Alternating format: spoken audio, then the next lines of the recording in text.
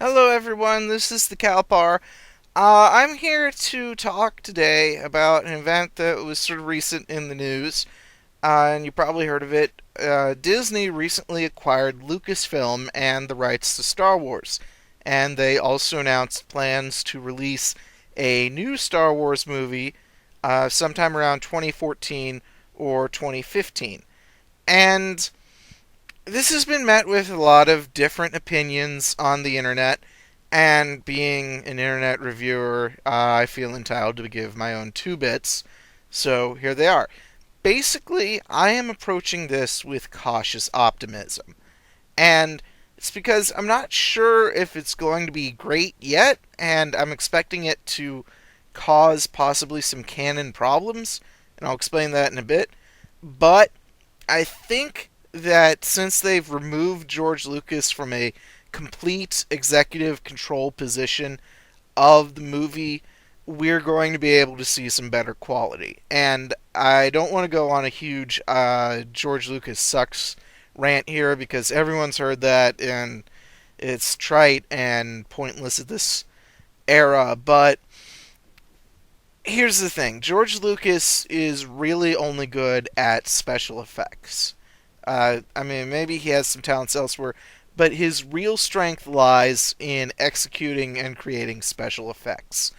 When it comes to directing, when it comes to writing, when it comes to everything else that goes into the movie production process, he doesn't seem to have a very good grasp on this. And that's fine.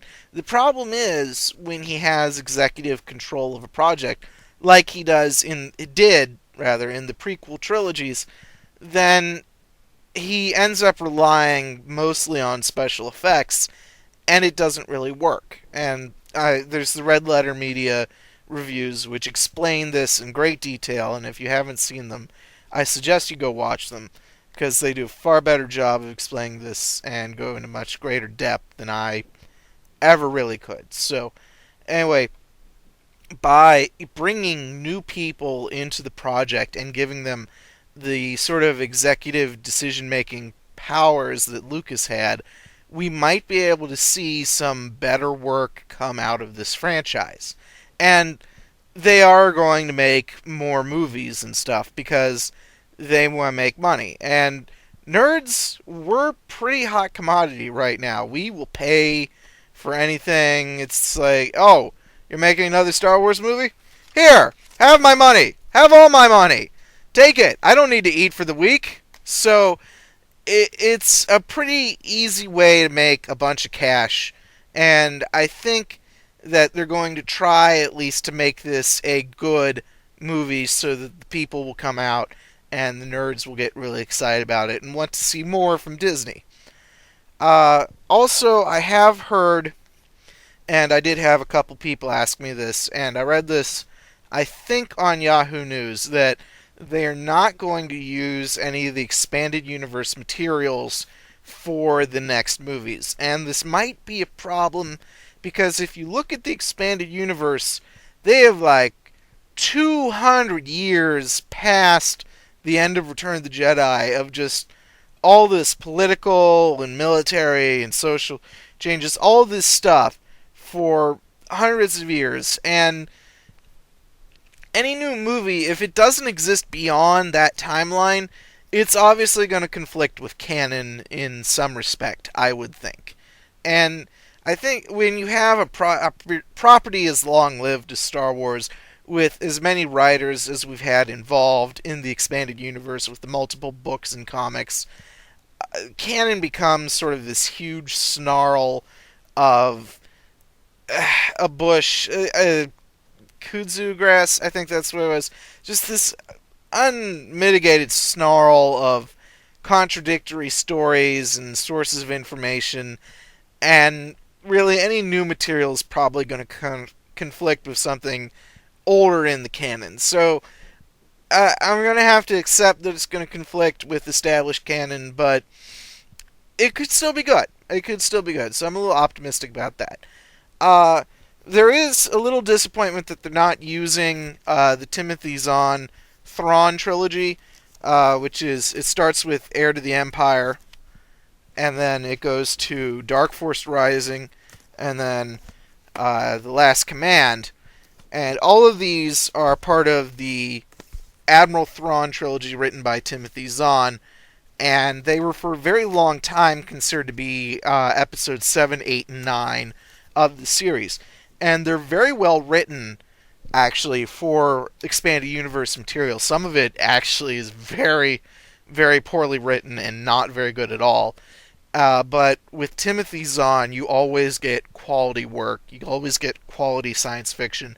And if you haven't read these books yet, and you're a sci-fi fan, you're a Star Wars fan, you really need to go read these. Maybe I'll reread them at some point. We'll see how it goes.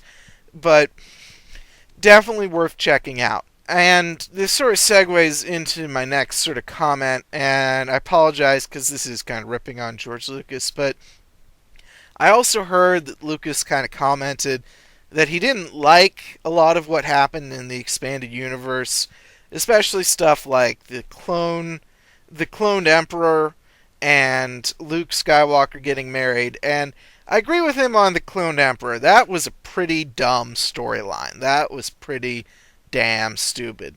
But at the end of the day, you know, if you look at really uh, any comic there or story, there's the little Lucas Books logo here. And this is basically the seal of approval marking this, whatever has this little seal here, is canon. And, you know, and this is on pretty much anything. Anything that has been published about Star Wars that expands the universe of Star Wars since 1977 has had this little stamp on it. And you would think, since George Lucas has had a large degree of control over this, that he would have been able to say, no, this cloned emperor story is kind of stupid, I'm not going to let you print that. And if he did have that sort of control, then I think it's really unfair for Lucas to say that the expanded universe is stupid, because he could have said no at any point. And he decided to just make more money off of other people's work using his ideas. You know, I don't think it's fair for him to bash people who got excited about Star Wars, decided to write their own stories, and helped contribute to this wonderful world that Lucas sort of first created. But if he didn't have that control, and I'd probably have to go look that up, then it's sort of less his fault, I guess, but you'd still think that if he heard about this in his organization, he would have been able to say, no, that's dumb. You know, since he's the CEO and was the only shareholder of Lucasfilm Limited. Oh well. Anyway, I also want to talk about a couple of concerns that I've heard from the bowels of the internet regarding Disney's purchase of Lucasfilm and the decision to make a new Star Wars movie. And the first concern that I heard was that they were going to make it a musical with a singing Darth Vader. And quite frankly, that's not going to happen, guys. First of all, they made a Star Wars musical. It's called Star Wars Holiday Special, and we don't like talking about it. They're not going to make a Star Wars musical. And it's really, if you look at it logically, did they make Avengers a musical? No. Disney bought Marvel, and was the Avengers movie a musical with a singing Loki and a dancing Iron Man? No. Would people pay to see that? Maybe. I know Caravan would probably almost definitely pay to see that, but Disney knew that people didn't want to see a Marvel musical, and they didn't make one. It's Disney is a business. They're not going to make a stupid decision like that. The other concern that I heard, and this one was quite frankly a little hilarious for me, was someone said that they would take Return of the Jedi, and instead of killing off Jabba the Hutt, they would convert him, make him see the errors of his ways, and he'd embrace the good side or something. That's not going to happen, and I'm going to tell you why. Well, first of all, it would be immensely stupid to do that. The public outrage would be tremendous, and I don't think Disney could survive doing something as immensely stupid as that. The other reason? Disney doesn't like their villains. If you go through a list of classic Disney villains, a significant number of them die. Not only do they die horribly. Gaston from Beauty and the Beast falls to his death off the top of the castle. Frollo from The Hunchback of Notre Dame falls off of the cathedral into a pool of molten lead. Clayton, the bad guy from Tarzan, that movie that no one watched, falls out of the jungle canopy with vines around his neck, and we hear his spinal column break with an audible snap. Scar from The Lion King is thrown off of Pride Rock to a pack of hyenas where he is presumably eaten alive. Oh my god, what is wrong with you people? Hamlet wasn't even that gross. The Little Mermaid, Ursula the Sea Witch, gets stabbed in the squishy underbelly with a wooden sailing ship.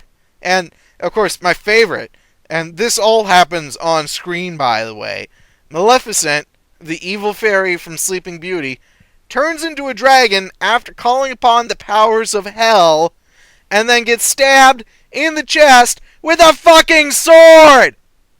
On screen! And then she falls into hell, I think. Yeah. No, Disney is not going to let Jabba get off. In fact, Jabba getting strangled to death by Slave Leia, probably preferable to many of the Disney villain deaths. Slave Leia. Anyway, so you guys don't have to worry about Disney messing this up. I think Disney as an organization is smart enough to not mess with Star Wars any more than it already has been. And I am a little hopeful that they might bring back the unaltered original Star Wars, even though I already own a copy. But I think that there's enough consumer demand for the original non-special edition trilogy that Disney might seriously consider re-releasing them. And of course, I could be wrong. But I have a certain amount of guarded optimism about Disney's acquiring Lucasfilm. And I think we can expect to see some exciting things in the future from the world of Star Wars. And I'm really hoping that this turns out to be a good thing for the nerd community. And it might actually mean an end to my Star Wars embargo. But that's another story for another time. So, thanks for watching. Be sure to stop by the Arsenal and check out Carvan and my debate over V for Vendetta.